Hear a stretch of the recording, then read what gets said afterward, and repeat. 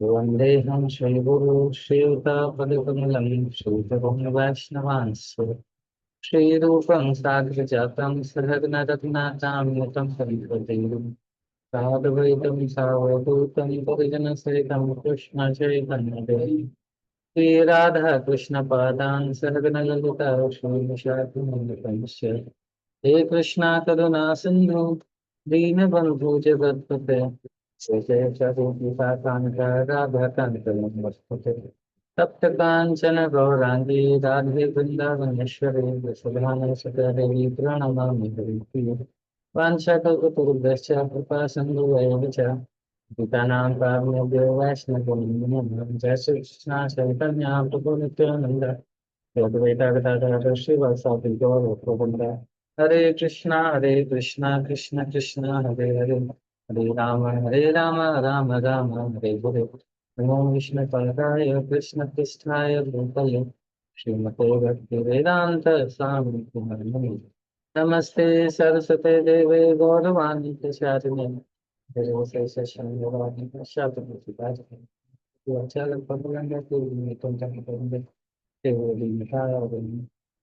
हरे कृष्णा।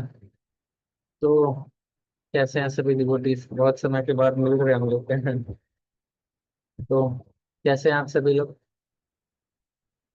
क्या चल रहा है?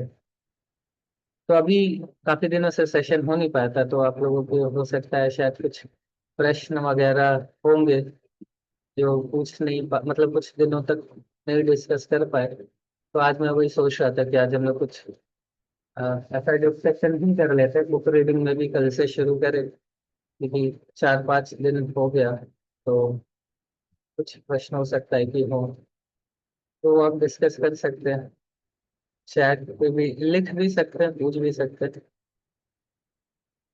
अगर किसी का कुछ प्रश्न नहीं होगा तो मैं फिर हम लोग रीडिंग ही करेंगे, लेकिन अगर है तो पूछ सकते हैं, क्योंकि लगभग एक वीक का तो गैप हो ही गया। एक वीक का नहीं, Thursday, Wednesday, Thursday, Friday, Saturday, Sunday, Monday, 6 दिन। तो 6 दिन में अगर किसी के साथ कुछ ऐसा रहा जो डिस्कस करना चाहता हूँ, या कोई चीज़ आप शेयर करना चाहते हैं, कुछ ऐसे ही परिस्थिति यहाँ पे फ्री चल रही, जो भी है आप बता सकते हैं। हाँ, सुचिता बताइए। हरे कृष्ण प्रभु जी, धन्यवाद प्रणाम।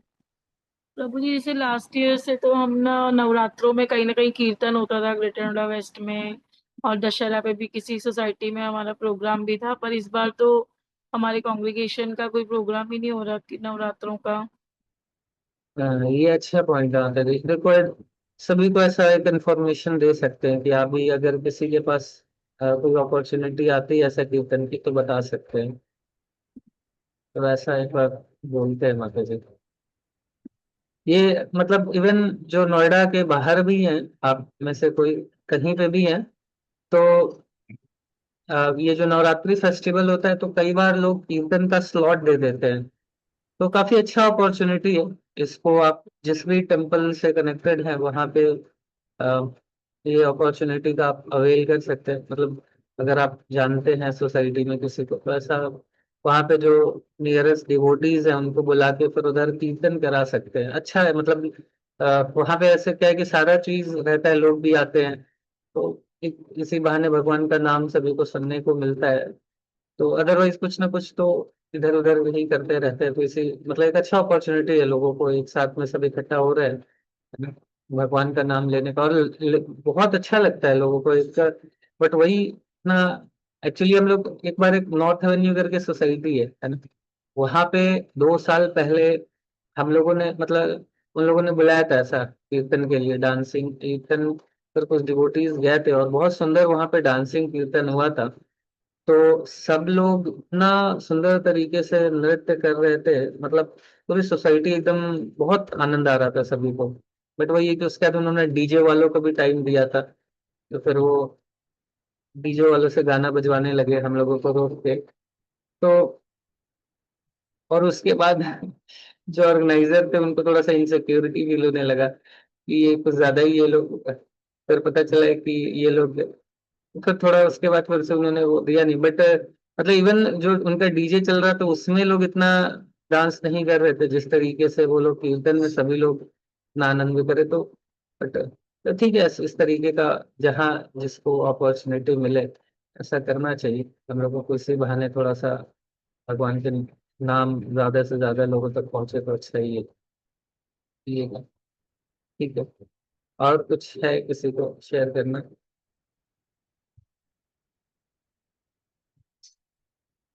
नहीं तो फिर हम लोग स्क्रीन शेयर करते हैं, कुछ सेशन फिर हम लोग करते हैं दूसरा।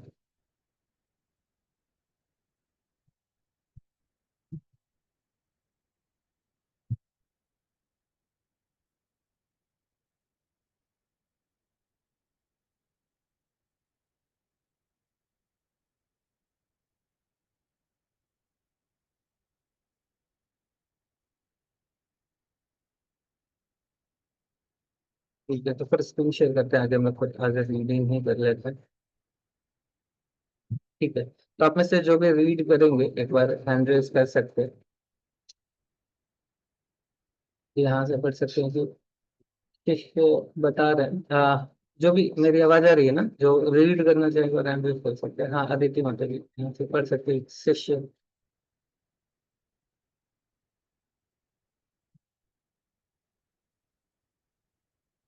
हरे कृष्ण प्रभु जी, दंडवत प्रणाम। कीर्केगार्ड के अनुसार जब आत्मा अपनी पूर्ण समग्रता समेत ईश्वर के समक्ष खड़े होने को राजी होती है, तभी ईश्वर के प्रति श्रद्धा उत्पन्न होती है।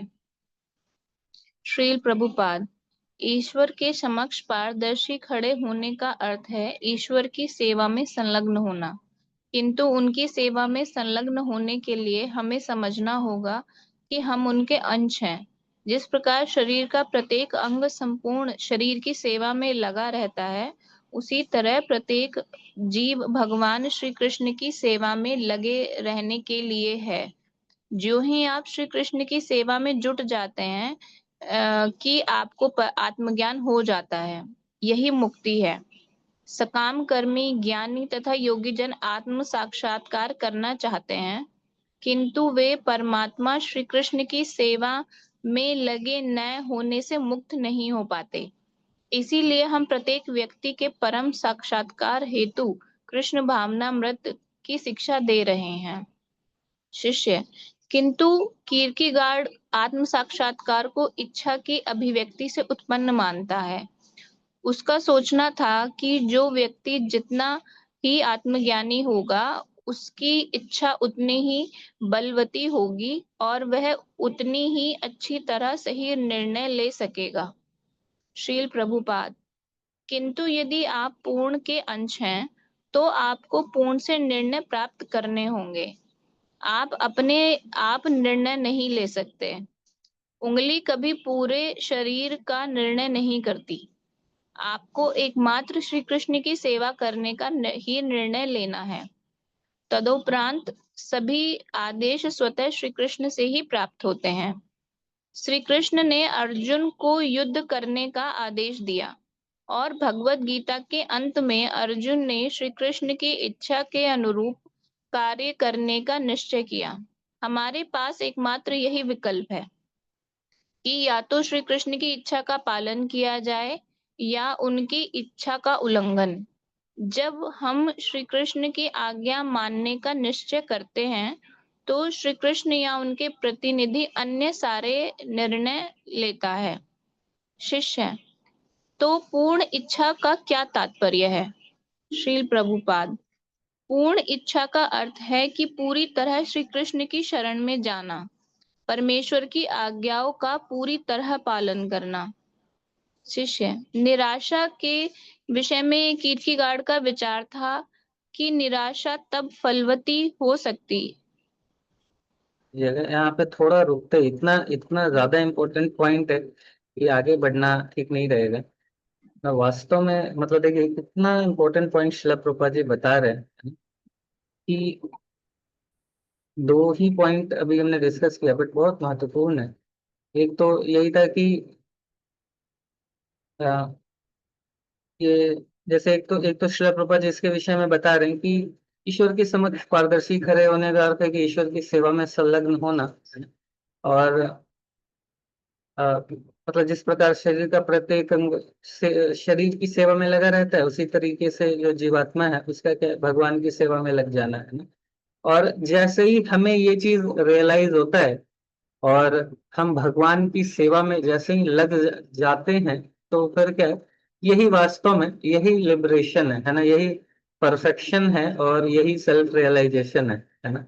अल्टीमेटली हमारे सारा जो ज्ञान है ना, जो आत्म साक्षात्कार है, ये सभी का अल्टीमेट या जो लिबरेशन है, ये सारा चीज अल्टीमेटली किससे समझा जा सकता है ना, इसी बात से समझा जा सकता है कि अल्टीमेटली व्यक्ति भगवान की सेवा में उसको ये रियलाइज हो गया कि अपने सेंसेस, अपने मन, है ना, इन सभी को सर्व करने से कुछ नहीं मिलेगा। अल्टीमेटली भगवान की ही सेवा करना ये जीवन का परम लक्ष्य है ना। और वही हमारे जीवन का हमारे परफेक्शन है ना। और वही वास्तव में भगवान की पूर्ण रूप से सेवा में लगने से ही वास्तव में जो आनंद जिसको हम अभी तक भटक रहे थे प्राप्त करने के लिए, उस आनंद को प्राप्त कर सकते हैं और उस सेटिस्फैक्शन को प्राप्त कर सकते हैं। इसी बात को समझना अल्टीमेट सेल्फ रियलाइजेशन, मुक्ति सब कुछ है ना। बहुत इंपॉर्टेंट है ना। वास्तविक मुक्ति क्या है ना। इसी बात को वास्तविक मुक्ति क्या है, वास्तविक सेल्फ रियलाइजेशन क्या है ना, ज्ञान की प्रकाष्ठा क्या है, तो यही है। इसी बात को समझना, भगवान से हम इंडिपेंडेंटली कितना भी प्रयास करें अल्टीमेटली संभव नहीं है जब तक भगवान को हम प्राप्त नहीं करें। मतलब भगवान की सेवा करने का हमारे अंदर भाव 100% नहीं आ जाए, तो वही जिस जिस परसेंटेज में हमारे अभी क्या है ना, थोड़ा है हमारा अभी 2% भगवान की सेवा की भावना है, 98% अपनी सेवा की भी भावना है। तो ये जैसे जैसे ये 98, 99, 100 हो जाएगा, है ना। तो यही है एक्चुअली श्रद्धा, है ना। श्रद्धा से प्रेम तक का दो तक की जो जर्नी है हमारी, यही है।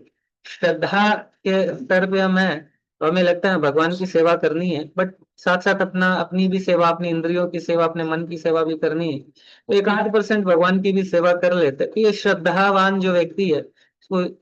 बट यही श्रद्धा जब और प्रगाढ़ होती है, और प्रगाढ़ होती है ना, तो फिर धीरे धीरे श्रद्धा के बाद साधु संग, भजन, क्रिया, नर्थ निवृत्ति, फिर देन रुचि, है ना। रुचि, आसक्ति, भाव, प्रेम। तो प्रेम पे क्या है, 100% है, 100% है ना। तो ये जर्नी है। और प्रभुपा जी ये बहुत इंपॉर्टेंट बता रहे हैं कि डिसीजन के विषय में बता रहे हैं, है ना, कि डिसीजन का मतलब क्या है कि हम वास्तव में एक बहुत महत्वपूर्ण पॉइंट है ना। हम एक ही निर्णय ले सकते हैं कि हमको भगवान की सेवा करनी है या नहीं करनी है ना। कई बार हम सभी लोग अपने जीवन में बड़ा चैलेंज फेस करते हैं ना, डिसीजन मेकिंग को लेके, है ना, कि क्या करे क्या ना करे, है ना। ऐसे मुश्किल है तो अलग अलग अलग, तो ऐसा बहुत डिफिकल्ट होता है। अपने अपने हिसाब से हम जब डिसीजन लेने का प्रयास करते हैं, अपने फॉल्स ईगो को सेंटर में रख के, अपने आप को सेंटर में रख के, तो फिर हम हमेशा कंफ्यूज ही रहते हैं, है ना। तो कौन सा डिसीजन सही है, कौन सा डिसीजन गलत है, हम कितना भी दिमाग लगा ले, कितना भी कुछ कर ले, है ना, वास्तव में बहुत डिफिकल्ट है अपने हिसाब से डिसीजन लेना। तो देन हम क्या कर सकते हैं, एक डिसीजन बस ले सकते हैं, है ना, कि अल्टीमेटली क्या करना है भगवान की प्रसन्नता के लिए। हम ये डिसीजन ले ले कि आज के बाद हम जो भी डिसीजन लेंगे वो डिसीजन भगवान की प्रसन्नता के लिए होगा, है ना। समझ रहे, ये डिसीजन बस हम ले लें कि हम आज के बाद वैसा ही डिसीजन लेंगे जो डिसीजन कैसा होगा, भगवान की प्रसन्नता के लिए होगा। तो ये डिसीजन हमें लेना है। और उसके बाद फिर भगवान क्या करेंगे, फिर और फिर ये सोच के फिर उसका क्या करना है, सरेंडर कर देना है ना। वास्तव में यही सरेंडर है। यही यही सरेंडर क्या है कि भी जो भी डिसीजन लेना है भगवान की प्रसन्नता के लिए लेना है। और फिर भगवान की पता कैसे चलेगा कि भगवान कैसे प्रसन्न होंगे, है ना। तो भगवान प्रसन्न होंगे, पेरेंट्स कैसे प्रसन्न होते हैं, उनके आदेशों का पालन किया जाए तो प्रसन्न है ना। तो उसी तरीके से क्या करना है हमें कि भगवान के निर्देशों का पालन, भगवान जिस तरीके से बता रहे हैं, है ना, जिस तरह के इंस्ट्रक्शंस दे रहे हैं शास्त्रों में, भगवद गीता में, श्रीमद् भागवतम, ऐसे ग्रंथों में जिस तरीके से भगवान हमें राह दिखा रहे हैं, है ना, तो उस इंस्ट्रक्शन उसी के अनुसार अगर हम कार्य करेंगे तो फिर यही यही अल्टीमेटली मतलब सही है ना।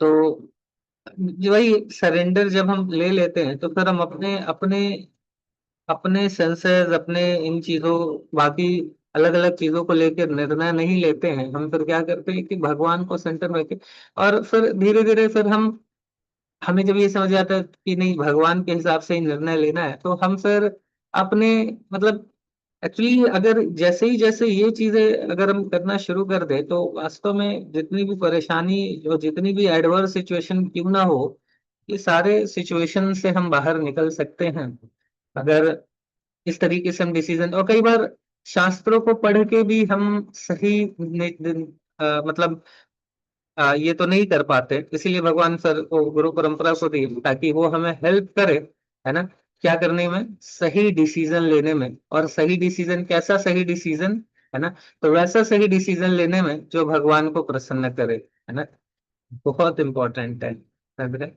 तो वास्तव में गुरु परंपरा क्या करती है, तो गुरु परंपरा हमें डिसीजंस लेने में हेल्प करती है, कैसा डिसीजंस लेने में, वैसा डिसीजन लेने में, है ना, जिससे भगवान प्रसन्न हो। और वैसा डिसीजन लेना भगवान की प्रसन्नता के लिए, वही अल्टीमेटली परफेक्शन ऑफ लाइफ है। तो बहुत महत्वपूर्ण पॉइंट है, मैं यहीं पे थोड़ा सोच सोच के रुक जाता हूँ, है ना, ताकि इस पे थोड़ा मनन करे सभी लोग। और किसी का कुछ प्रश्न है तो भले पूछिए, बट ये बहुत इंपॉर्टेंट पॉइंट है तो इस पे थोड़ा सा, है ना, मतलब मनन करने वाला पॉइंट है कि हम अभी किस स्थिति पे हैं, किस स्टेज पे हैं, है ना, अल्टीमेटली हम कितने डिसीजंस हम किस तरीके से हम लेते हैं, है ना, हमारे डिसीजन किस किस चीज को सेंटर में रख के लिया जाता है ना, अपने इंटेलिजेंस अपना फॉल्स ईगो अपना अलग अलग चीजों को, या भगवान की प्रसन्नता, भगवान ऐसे प्रसन्न हैं उन चीजों को कितना हम कर पा रहे हैं। अगर हम नहीं कर पा रहे तो क्या चीज हमें रोक रही है ना, तो इस तरीके से हमें थोड़ा सा सोचना होगा। और अल्टीमेटली वही है कि हम जैसे जैसे प्रभुपाद जी की पुस्तकों को पढ़ेंगे, शास्त्रों को पढ़ेंगे, तो ग्रेजुअली थोड़ा हमें और लाइट आएगा, है ना। कई बार हम ऐसा सोचते हैं कि मेरी परिस्थिति थोड़ी डिफरेंट है ना, बट जब हम शास्त्रों को पढ़ते हैं तो देखेंगे कि ऐसे हमारे से भी बहुत डिफरेंट डिफरेंट परिस्थितियों में किस तरीके का डिसीजंस लिया गया है। तो उस तरह से हमें थोड़ा सा और क्लैरिटी आएगी और कॉन्फिडेंस भी आएगा, है ना। तो वैसा इसलिए बहुत महत्वपूर्ण है प्रभुपाद जी की पुस्तकों का ध्यान पूर्वक अध्ययन करना, शास्त्रों का ध्यान पूर्वक अध्ययन करना। ठीक है, किसी का कुछ प्रश्न है तो पूछ सकते हैं अभी, अभी समय है थोड़ा, पूछ सकते हैं, अदरवाइज इस पे थोड़ा मनन कर लो।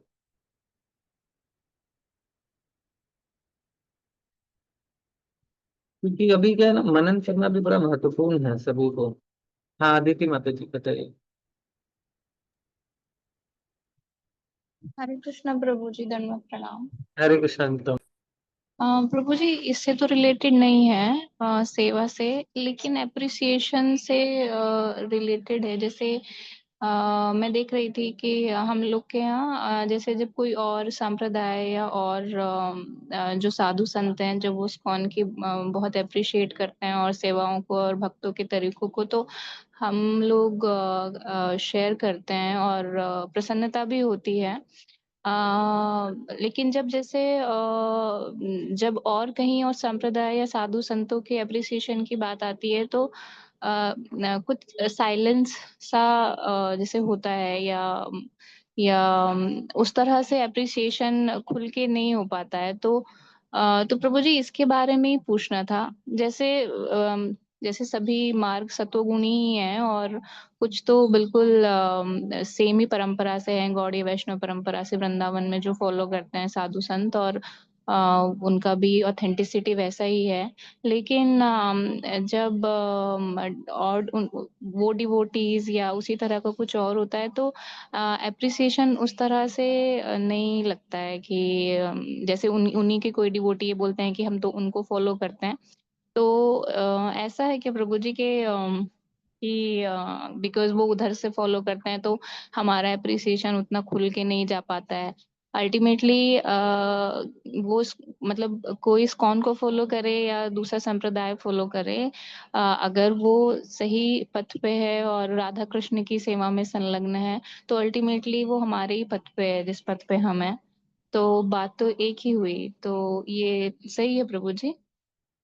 बहुत बहुत इम्पोर्टेंट प्रश्न है माता जी, थैंक यू सो मच इस प्रश्न को पूछने के लिए।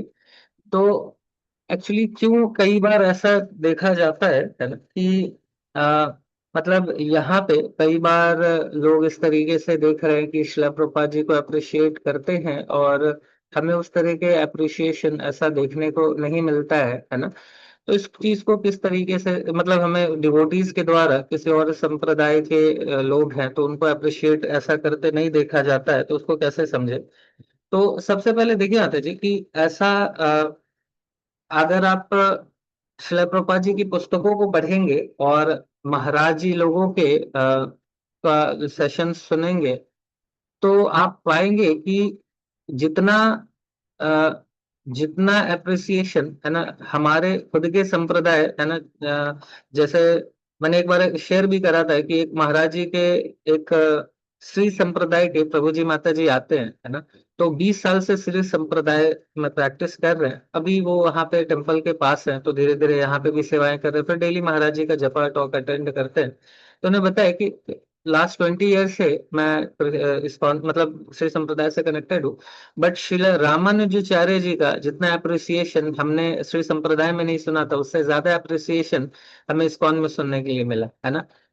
तो उसी तरीके से प्रभुपाद जी की अगर बुक्स में पढ़ते हैं तो जो अन्य संप्रदाय के आचार्य हैं उनका भी, उनका प्रभुपाद जी ने तो एकदम क्लियर, मतलब इवन हमारे जितना माधवाचार्य जी के विषय में जितना शिला प्रभुपाद जी मैंने जो अभी तक देखा है उसमें उनसे ज्यादा रामानुजाचार्य जी के विषय में शिला प्रभुपाद जी ने कोट करा है। और या इवन इवन अगर हमारे जो गौर मठ का भी जो हेड क्वार्टर है, वहां पे गौर मठ के हेड क्वार्टर में चारों संप्रदाय के आचार्यों के विग्रह रखे गए। तो इवन यहाँ पे जैसे प्रभुपाद जी की पुस्तकों के विषय में अगर हम लोग बात करें तो इवन अपने श्रीपाद आदि शंकराचार्य जी के भी कई सारे रेफरेंसेस को श्रीला प्रभुपाद जी कोट कर करके हमें बताते रहे हैं है ना। तो मतलब इवन हमारे जब महाराज जी लोग भी सेशंस देते हैं तो अनेकों अनेकों आचार्यों के विषय में बताते हैं, समझाते हैं है ना, चाहे वो किसी भी संप्रदाय के हो। तो ऐसा सबसे पहले ये चीज तो बिल्कुल भी नहीं है कि किसी और संप्रदाय के आचार्यों को अप्रिशिएट नहीं किया जा रहा है ना, पहला ये पॉइंट है। तो इवन ज्यादा अप्रिशिएट किया जा रहा है। लेकिन दूसरा क्या है कि हम जो लोगों को देख रहे हैं है ना, हम जो लोगों को देख रहे हैं है ना, उनको अप्रिशिएट क्यों करा नहीं जा रहा है या कितना किया जा रहा है, उसका उसका रीजन ये है कि जब जब एक एक स्तर पे डिस्कशन होता है ना, जब सीनियर डिवोटीज वगैरह के विषय में डिस्कशन होता है, तो फिर तो वो और भी कई चीजों को लेके बताते हैं कि क्या मतलब क्या चीज बहुत इंपॉर्टेंट है ना। जैसे कई सारे हमारे मतलब अभी जैसे संत हैं, तो बहुत सारे संत हैं जो अपने वृंदावन में हैं या अपने राधा कुंड में हैं और या फिर गोवर्धन में हैं, जहाँ पे वहां पे जाके और वहां पे जाके क्या कर रहे थे कि जो संत हैं, बेसिकली संत हैं, वो क्या करते हैं धाम में जाके, वहां पे ऐसे कई सारे संत हुए जो धाम में जाके इवन गोवर्धन में क्या करते थे कि उनको आके है ना, उनको आके ऐसा मतलब लोग, मतलब वो भगवान कृष्ण खुद उनके साथ खेलते थे। तो ऐसे भी कई सारे संत हुए, यहाँ भी हुए हैं, और जैसे संत तुकाराम एकनाथ जी ऐसे कई सारे। बट ये इनके विषय में है ना हमें बहुत ज्यादा श्रवण करने के लिए नहीं मिलता है। और है ना, तो ये जो प्रश्न है ये एक बार और भी किसी डिवोटी ने पूछा था, तो अच्छा मैं उस समय उतना एक्सप्लेन नहीं कर पाता, तो अभी यहाँ पे करता हूँ। तो देखिए यहाँ पे क्या है कि जो पहला पॉइंट तो क्लियर हुआ कि हम अन्य संप्रदाय के आचार्यों को अप्रिसिएशन होता नहीं होता, प्रभुपाद जी ने पूरा लिख लिख के किया है, महाराज जी लोग भी करे। बट कई बार जो जिस तरह से हमारे नए लोगों के सामने अगर आ, सिर्फ उनको अप्रिशिएट करा जाए उनके कार्यों को, तो हम क्या है ना कि देखिए संत डिफरेंट है ना। हम क्या करने लगेंगे, हम लोग स्टार्ट करने लगेंगे इमिटेट करने का। शिला प्रभुपाद जी के समय ऐसा बहुत सारे लोग हुए है ना, बहुत सारे लोग हुए जो कि क्या करने लगे, ये अभी है बहुत, मतलब हम जैसे भौतिक जगत से निकल के आए हुए लोग, हमारे अंदर बहुत रजोगुण भरा है ना। तो हमें जो प्रोसेस बताया जाता है ना, उस प्रोसेस का मतलब वो पर्पस क्या है कि हमारे रजोगुण भगवान की सेवा में लगे, हम प्यूरिफाई हो। बट अदरवाइज क्या होता है कि हमें फिर अगर बहुत ज्यादा, अगर वहां से हम समझ नहीं पाएंगे, उतना मैच्योरिटी लेवल नहीं है, तो हम क्या करेंगे, हम वहां पे उनको कॉपी करना शुरू कर देंगे। एंड उसका रिजल्ट क्या होगा, जैसे कई सारे लोग हुए, इस्कॉन में बहुत सारे लोग हुए कि कुछ समय थोड़ा भजन किए एंड ग्रेजुअली उनको अट्रैक्शन आने लगा, अरे राधा कुंड पे बैठ के भजन करते हैं, यहाँ पे बैठ के भजन करते हैं, थोड़ा हाई इस्कॉन में क्या है कि थोड़ा लोअर चीजें मिल रही है, हम एकदम ऐसा है ना, मतलब ये राधा भाव को स्टडी करेंगे, है ना, उनके तत्व, मतलब उनके क्या उसको बोले जाए, रास लीला को समझेंगे, ये सब समझेंगे। ये सब तो फॉल्स ईगो, है ना, कैसे चैंटिंग करना है, डिसीजन, ये सब तो छोटी मोटी बात हो गई। अब हम बड़ा बात करेंगे। और फिर क्या करें, ऐसे बहुत सारे, मतलब सैकड़ों लोग होंगे जो कि क्या करें कि वो फिर स्कॉन छोड़ के, है ना, वहां गए, राधा कुंड पे चले गए, गोवर्धन पे चले गए, और वहां बैठ के कुछ समय तक तो जप किए, बट रजोगुण इतना ज्यादा था, है ना, वो प्यूरिफाई हुआ नहीं कि वहां जाके जप कर पाए। इवन पहले इस्कॉन में प्रभुपाद जी के समय एक एकाध लोगों को बाबा जी की दीक्षा भी दी गई। उनको यही था कि उनको वो बस बैठ के धाम में जाके मायापुर में, वृंदावन में सिर्फ जप करते थे। बट सारे लोगों का फॉल डाउन हो गया, सारे लोगों का फॉल डाउन हो गया। वो लोग फिर मतलब भक्ति भी छोड़ दिए, है ना। एक रिसेंटली एक प्रभु जी बता रहे थे कि किसी तरीके से डिवोटी थे, तो इसी तरह पहले तो उनको शहर में रह के सेवा कर रहे थे, फिर उनको थोड़ा लगा कि नहीं मुझे वृंदावन जाना है, तो फिर वो इंदिरा प्रभु के पास गए, उनसे थोड़ा ऊंचा तत्व के विषय में बात किए, है ना, ऐसा करके फिर कुछ समय उनके साथ कीर्तन किए। फिर उसके बाद कुछ समय बाद उनको लगा नहीं ये इससे भी हाइयर चाहिए, फिर वो राधा कुंड पे चले गए, वहां बैठ के निर्जन भजन करने लगे, है ना। फिर किसी ने उनको बोल दिया कि देखो नाम जब तो छोटी अवस्था है, अब लीला चिंतन करो, है ना।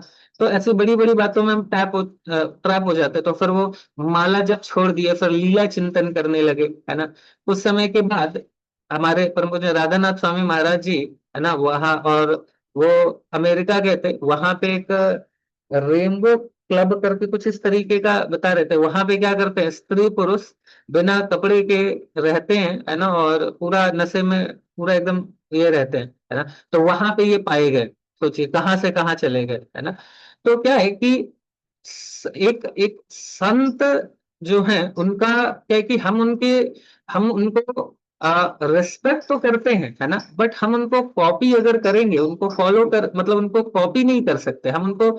यहाँ पे जैसे जैसे गुरु शिष्य परंपरा से यहाँ पे जो चीजें आ रही है, तो यहाँ पे क्या है कि एक सिस्टमेटिक तरीके से हमारे लिए क्या, किस तरीके से आगे बढ़ना सही है।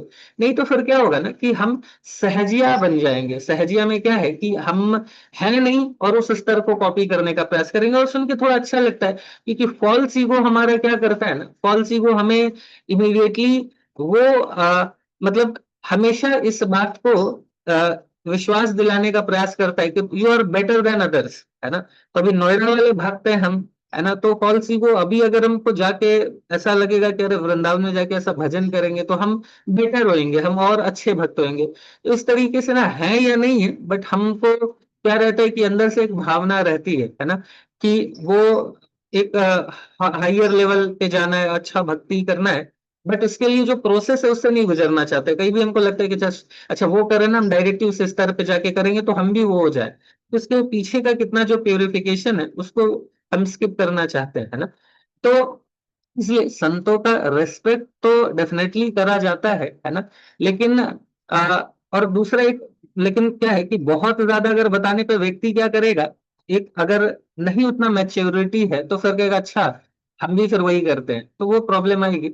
इसीलिए एक एक लेवल ऑफ, जब जो चीजें रहती हैं, एक लेवल ऑफ डिस्कशन, जब एक एक मैच्योरिटी वाले लोग हैं, तो देन उनसे वो चीजें बताई जाती है, उनसे वो चीजें डिस्कस करी जाती हैं, जो इस चीज को जो समझे कि लेना क्या है ना, लेना क्या है और छोड़ना क्या है ना। लेकिन अगर वो मैच्योरिटी नहीं है तो हम क्या करेंगे, जो लेना है वो नहीं लेंगे और जो नहीं लेना है वो ले लेंगे, समझ रहे हैं ना। तो ये एक सबसे बड़ी समस्या होगी, और जिसके कारण इतने सारे लोग मिसगाइड, डिस्ट्रैक्ट हुए भी हैं, इसीलिए सर ये करा जाता है। दूसरा ये भी है कि अगर मतलब ये जो मैंने बताया ना कि कितना लेना है कितना नहीं लेना है, तो उसमें भी कहना है कि देखिए अगर मैच्योरिटी नहीं है उस स्तर की, तो फिर वहां पे क्या होगा कि जैसे कुछ चीजें कई बार हम देखेंगे, अगर किसी का एक एक जेन्युइन प्रेम भगवान से हुआ, हो सकता है वो किसी गुरु शिष्य परंपरा में नहीं भी हो, है ना, लेकिन एक जेन्युइन भगवान से उसके पिछला जन्म का भक्ति है ना, उसको एक नेचुरल प्रेम है ना, वो इमीडिएटली उस पोजीशन पे है जो कर रहा है। बट हम अगेन क्या होगा ना कि हम वो चीजें, कुछ चीजें फिर हमें अगर आ, मतलब हो सकता है कि वो प्रैक्टिस नहीं कर रहे हो, है ना, जैसे अब एग्जाम्पल अगर हम लोग बात करें, है ना, कि जैसे एग्जाम्पल के लिए कर्मा बाई जी थी, है ना, वो क्या करती थी, जिस दातुन से चबाती थी उसी से क्या करती थी, खिचड़ी भी चला देती थी। अब जगन्नाथ जी ने क्या करा कि जगन्नाथ जी जब मतलब किसी ने देखा फिर उनको मना करा, बाद में जगन्नाथ जी बहुत गुस्सा हुए कि हमको चलाने दो, उसको वैसे ही करने दो, मुझे बहुत अच्छा लगता है कि नहीं। क्या हुआ कि एक बार एक डिवोटी को इसी तरीके से, अब इस्कॉन में जब बताते भी हैं ऐसे भक्तों के विषय में ना, ऐसे संतों के विषय में जो कि एक नेक्स्ट लेवल पे हैं, तो बहुत प्रिकॉशियस होके बताते हैं, है ना, और जब तक वो मैच्योरिटी नहीं है नहीं बताते, और बताते भी तो बहुत कॉशियस होके। तो एक बार क्या हुआ, एक इसी तरीके से मैंने एक सेशन में इसी तरह से बताया था मैंने खुद ने, है ना, आज से 8-10 साल पहले की मैं बात बता रहा हूँ। दो तीन फिर उसके बाद 2-3 साल के बाद एक भक्त थे हमारे साथ के कांग्रीगेशन के, थे कहीं और चले गए, है ना, तो कुछ सालों के बाद मैं एक बार उनके घर गया मिलने के लिए। इतना गंदा ऑल्टर उनका रखा हुआ था, इतना गंदा ऑल्टर था। मैंने फिर उनसे पूछा कि मतलब इतना गंदा ऑल्टर क्या है, तो उस समय तो फिर उन्होंने रिप्लाई क्या था, है ना, शर्मा भाई का रेफरेंस देके वो बोल रहे थे, है ना, कि उन्होंने भी तो प्रभु जी ये गंदा क्या है ये साफ क्या है ना। तो भगवान तो भाव देखते हैं, अरे भगवान भाव देखते हैं बेवकूफ व्यक्ति। भगवान भाव थोड़ी भाव का प्रेजेंट करने का तरीका भी तो है, आप गंदगी रखे विग्रह रखे हो और उसको ऐसा गंदा रखे हो और भगवान बोल रहे हो भाव देखेंगे, तो भाव प्रेजेंट कैसे होगा, एक्शन से ही तो प्रेजेंट होगा, है ना। तो ये बहुत बड़ी समस्या है कि हम मिसगाइड हो जाते हैं, है ना, मिसडायरेक्टेड हो जाते हैं, ये समस्या है। ठीक है, इसलिए बहुत कॉशियसली और थोड़ा मैच्योरिटी है तो फिर तो ये चीजें बताई जा सकती है, नहीं तो ज्यादातर चांस है मिसगाइड होने का। ठीक है आता जी। और डेफिनेटली जो आपका ये था कि आप पूरा भरा हुआ है, चाहे वो भगवत गीता लीजिए, अनेकों अनेकों आचार्य हो जो अ, अनेक हमारे आचार्य रहे हैं अन्य संप्रदाय के, उनके विषय में बताई गया। ठीक है, फिर ठीक है, ओके, फिर यहाँ पे रुकते हैं, समय काफी हो गया। हरे कृष्णा, हरि नाम प्रभु की जय, श्रील प्रभुपाद की जय, अनंत कोटि वैष्णव की जय, निताई गौर प्रेमानंद हरि बोल।